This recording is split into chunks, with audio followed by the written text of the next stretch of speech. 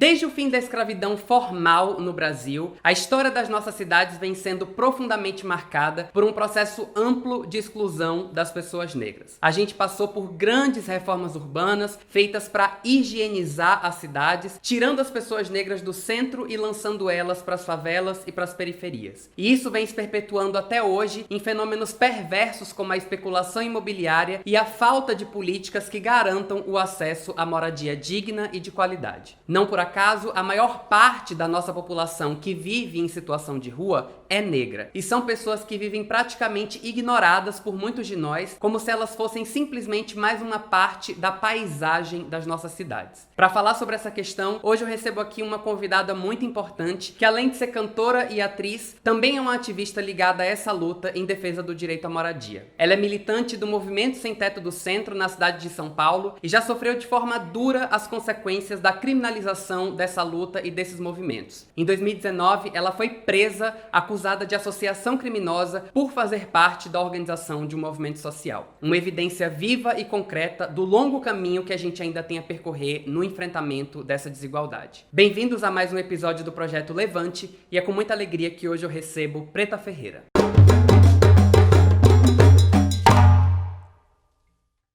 Preta, meu bem, que alegria receber você aqui no Muro Pequeno. Super obrigado pela sua disponibilidade, pela sua generosidade de vir participar desse papo. É muito bom te receber aqui nesse projeto.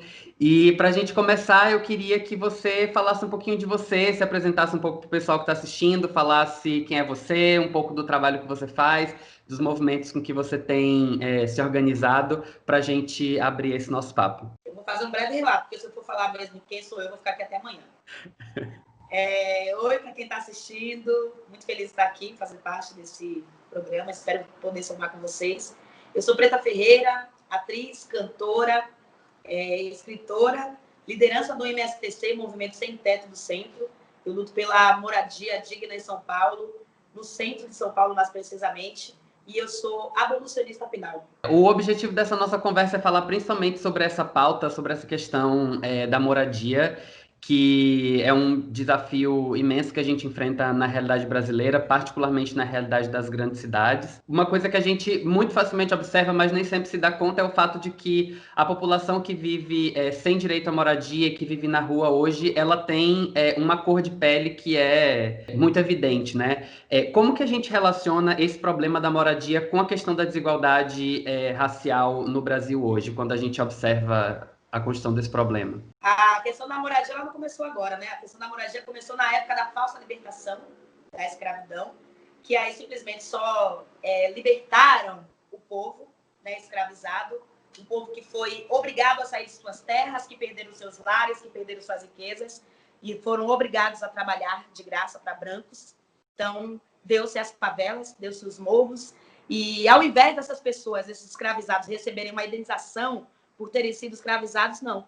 Eles não receberam nada, nem as terras e nem o dinheiro que pagasse aí para ter uma vida digna. Então, a falta de moradia, essa escassez com a população preta, se deu através da princesa Isabel, se deu através dessa escravidão, que ainda persiste nos perseguir, né? Então, a falta de moradia, a falta de políticas públicas voltada ao trabalhador de baixa renda é a escravidão. A gente ainda continua no período escravocrata, né? Quando se tem a negação de direitos constitucionais por ser preto, é escravidão.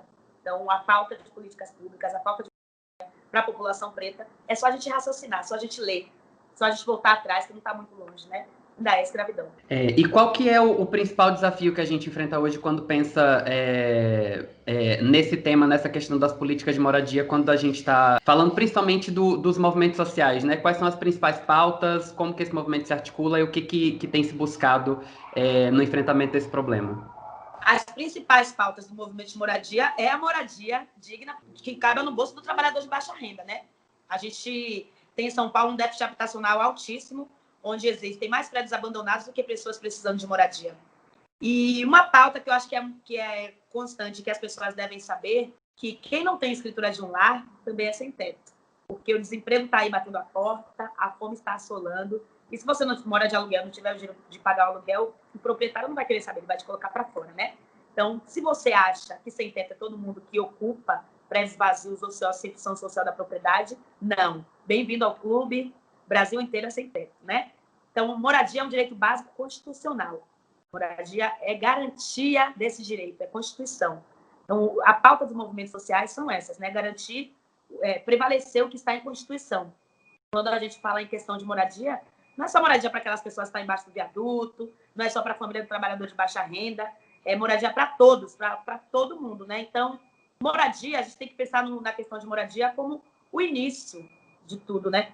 Então, os movimentos sociais, eles existem porque existe a ineficiência do governo, porque existe a falta de política pública. Ninguém ocupa porque quer, ocupa porque há necessidade. E os movimentos acabam fazendo o trabalho do governo. Então, há uma certa criminalização desses movimentos, né? Por questões aí imobiliárias, né? Por questões de especulações imobiliárias. Porque pobre tem que ficar nas piores regiões, como a gente vê quando houve essa falsa libertação, foram para onde? Para as favelas. Foi o único lugar que tinha para eles morarem, né? Para construir seus barraquinhos. Então, tá tudo ligado, né? Sim, sem dúvida. Você acha que às vezes existe um apagamento ou um silenciamento dessa discussão a respeito da questão da moradia?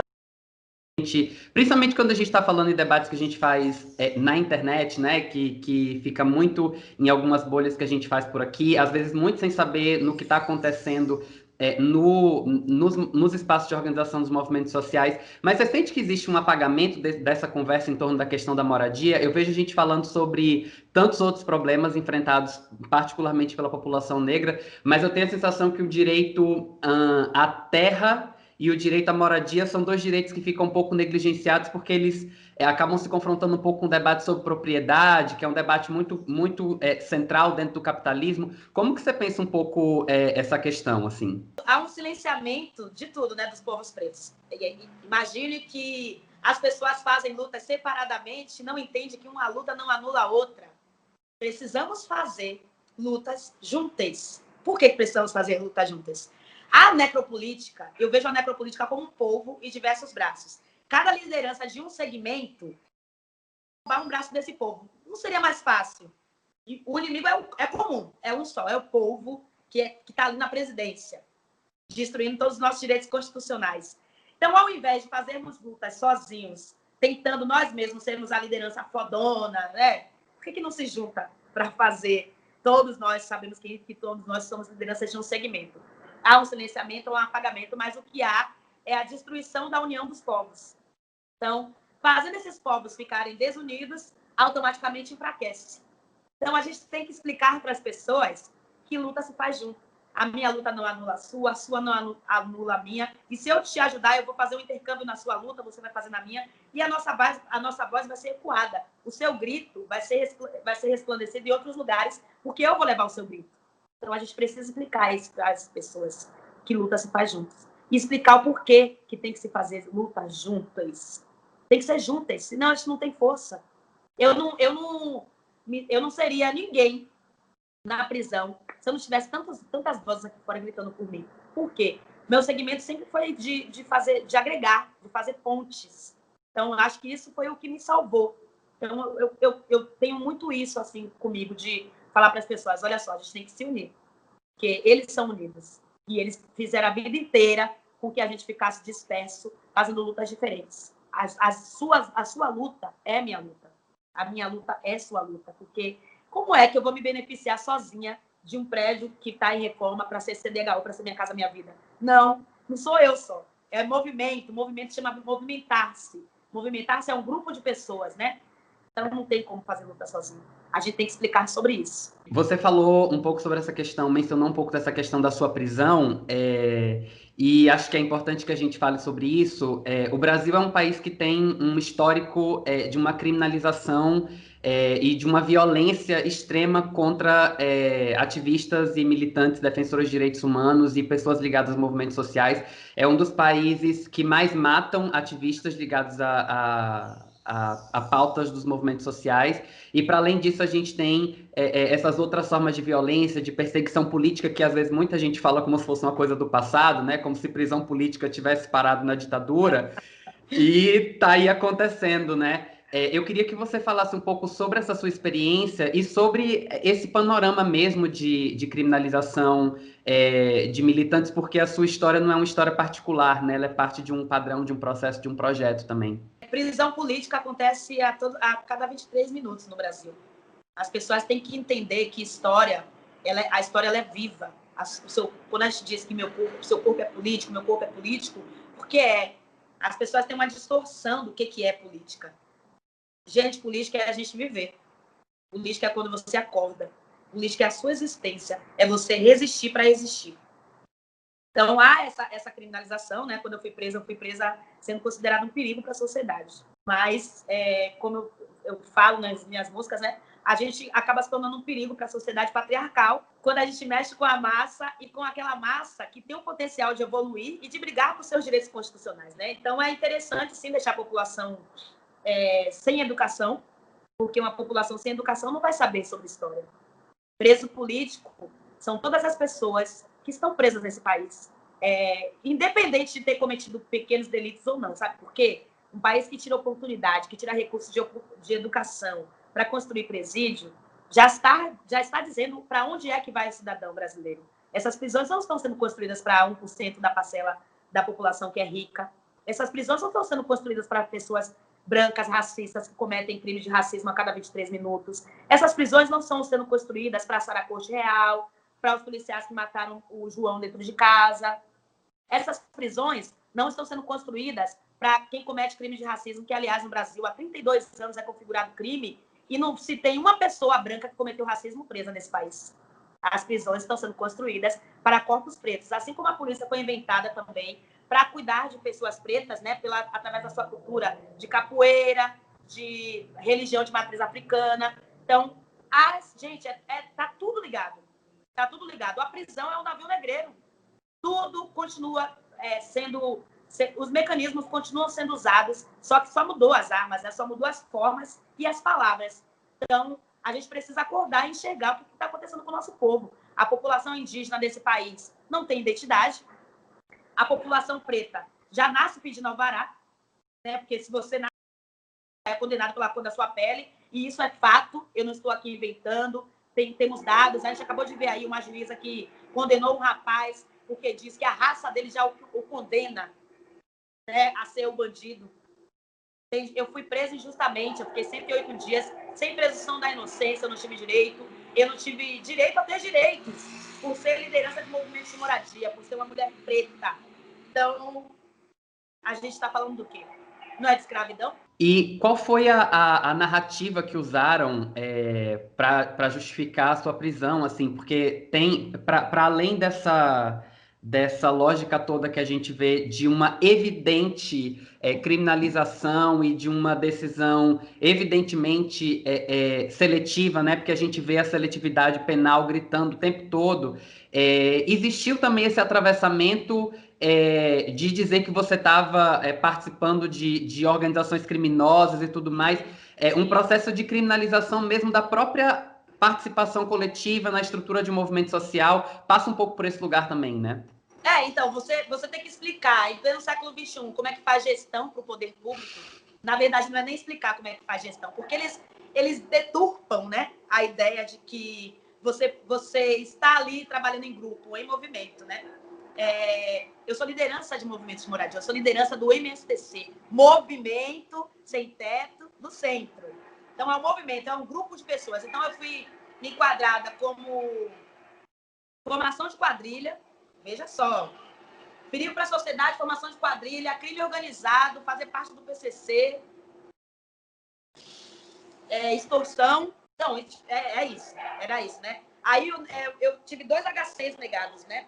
E quando esses HCs foram negados, a promotoria disse que eu era um perigo para a sociedade e que eu não poderia conviver em sociedade. Mas eu criei a sociedade. Como é que eu não posso conviver em sociedade? Eu criei a moradia para essas pessoas viverem, para as pessoas terem vida. Qual sociedade que eu não posso conviver? A sociedade dos senhores patriarcais, né? A sociedade dos senhores feudais que estão aí no poder, né? E não faz com que o direito constitucional seja garantido, o direito à moradia. Então, eu e o meu movimento e a minha mãe, Carmen Silva, mostramos que é possível sim se fazer políticas públicas voltadas a trabalhadores de baixa renda no centro de São Paulo. na maior cidade da América Latina. A gente acabou de ganhar a posse do Cambridge, que era um hotel famosíssimo aqui em São Paulo na década de 80, 90. E agora está em reforma para ser Minha Casa Minha Vida para 121 famílias. Claro que eu vou ser um perigo para a sociedade patriarcal. Claro que eu vou ser um perigo para a especulação imobiliária, que não quer ver pobre morando no centro, que não quer ver pobre morando bem, que não quer ver pobre comendo bem, que quer ver pobre na desgraça. Para quê? Para subir, para fazer de degrau. Então, claro que eu sou um perigo para essa sociedade. Mas a gente continua na luta, né? Quem não luta está morto. Então, a gente luta baseando-se nas leis que foram inventadas por eles, foram criadas por eles. Não fui eu que criei as leis. Então, a Constituição está aí, existem leis constitucionais que devem ser seguidas. Então, os senhores feudais, né, têm que seguir as leis que foram inventadas por eles. Moradia é direito básico constitucional, né? Então, vamos cumprir a lei. É simples. Isso é muito doido, né? Porque nesse discurso de criminalização dos movimentos sociais, é muito surreal a inversão que se faz, inversão de valores, transformando em criminosos justamente as pessoas que estão lutando pelo cumprimento das leis, né? Só que eles não contavam com uma coisa, né? Com a nossa inteligência, porque acham que pobre é tudo ignorante, que pobre não lê, que pobre não entende de leis. Mas a gente entende e a gente lê muito, né? Como o próprio ministro aí disse que pobre não tem a cultura de leitura. Mentira, pobre está até escrevendo já, viu? Pobre tem até seu próprio livro. Então, a gente tem a cultura da leitura, e principalmente a cultura da nossa Constituição, de Código Penal, que não foi ensinado nas nossas escolas. Porque se tivesse sido ensinado, o Brasil não estaria nessa merda. E por que não foi ensinado? Que é justamente para manter o povo ali a mercê, para manter o povo ali escravizado. Porque se ensinasse sobre Código Penal, sobre direito penal, eu duvido que esses policiais iam fazer abordagem do jeito que faz com a população preta, do jeito que faz com mulher, pisando no pescoço, batendo na cara, do jeito que entra nas favelas matando. Eu duvido. Ensina a verdadeira história desse país, ensina como é que funciona a Constituição, ensina para que serve um título de eleitor, que não serve só para ir na hora lá da urna e votar. Explica para que serve. E aí eu quero ver se esse país não muda. A gente tem que mexer na estrutura, na base, porque tudo começa pela estrutura. E eu acho que existe também, sempre que a gente precisa chamar atenção, essa via dos movimentos organizados, dos espaços de construção, de articulação. E eu queria te pedir para apontar alguns caminhos. Assim, aqui eu sei que tem muitas pessoas que estão na internet, que estão se inteirando dessas discussões e que tem muita vontade de intervir mais, de se organizar, de se articular. Quais são os caminhos para quem está querendo intervir um pouco mais nesse desafio específico da moradia ou nas lutas dos movimentos sociais articulados? Eu acho que o primeiro passo, né, é quebrar o pré-conceito. Tudo começa pelo pré. O que é o pré? É um julgamento pré, porque você nem conhece. Você não pode julgar o que você não conhece, o que você nunca viu, o que você nunca tocou. Você não pode ser que nem essas pessoas que fazem os seus TCCs baseados em fake news, que formam as suas opiniões pelas redes sociais, né? Então a gente tem que procurar entender, tem que procurar saber antes, né? Porque se você se baseia em fake news, se você se baseia em redes sociais e nunca viu, nunca tocou, nunca leu sobre e tem aquela opinião formada, você é uma pessoa ignorante.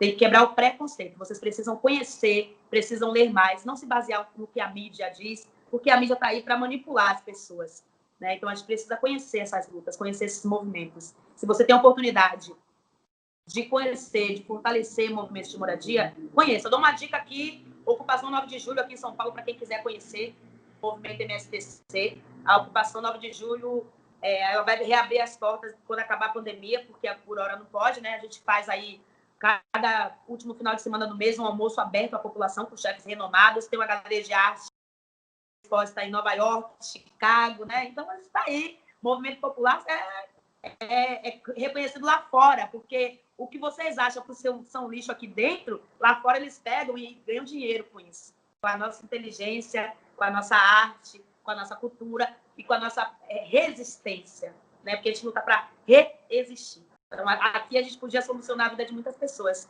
mas precisamos de braço. Precisamos de pessoas que estejam aí dispostas a abrir mão do preconceito, a se conhecer. E quando você abre mão do seu preconceito, você abre portas para possibilidades, para conhecer novas chances, novas pessoas, quem sabe mudar as nossas vidas, né? Precisamos ser menos preconceituosos. E como eu disse, sem teto é todo mundo que não tem escritura de um lar. Se você não tem a escritura da sua casa, você também é sem teto. E reafirmando aqui que o pior ignorante não é o analfabeto. O pior ignorante é aquele que acha que sabe demais, e que não está disposto a aprender nada, que já aprendeu tudo, que é um doutor, um expert na vida. Você pode ter o melhor diploma, você pode ser o doutor, você pode ser o melhor médico, mas sempre vai ter alguém ali da periferia que nunca estudou, que vai ter uma coisa para te ensinar, que você vai ficar boca aberta, que você nunca ia aprender se você não abrisse mão do seu privilégio. Então, abra mão do privilégio, abra mão do preconceito. Vamos trocar. Muito bom, Preta. Muito obrigado por esse papo. Muitas coisas boas, importantes. Acho que é um start mesmo para a gente começar essa conversa. Para você que está assistindo, eu vou deixar aqui na descrição desse vídeo as redes da Preta para quem quiser conhecer um pouco mais o trabalho dela. Também as redes do MSTC e de outros movimentos de moradia que estão se articulando por aí. Para quem quiser se envolver nessas lutas, conhecer um pouco mais, se aproximar, seja para se organizar, seja para apoiar. Acho que é importante que a gente esteja perto desses movimentos e conheça as lutas que esses movimentos estão construindo por aí. Meu bem, super obrigado mais uma vez pela tua participação aqui. Muito obrigada, contem comigo sempre. É isso, um abraço, beijo para todo mundo e tchau, tchau.